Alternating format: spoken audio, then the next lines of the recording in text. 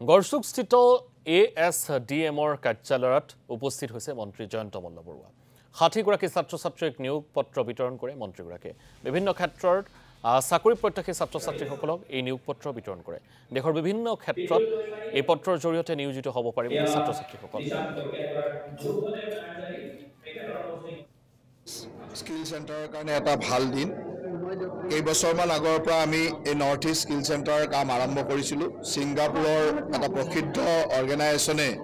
এই গোটেইখিনি technical support আমাক দি এই ইনষ্টিটিউটখন এষ্টাব্লিছ কৰিছিলোঁ আৰু সেই ইনষ্টিটিউটখন এষ্টাব্লিছ কৰাৰ পৰা প্ৰতি বছৰে সুন্দৰভাৱে কিছু বেটছ ওলাই গ'ল আৰু আজি 196ৰ এটা বেটছ আজি এই বছৰ পাছ কৰি ওলালে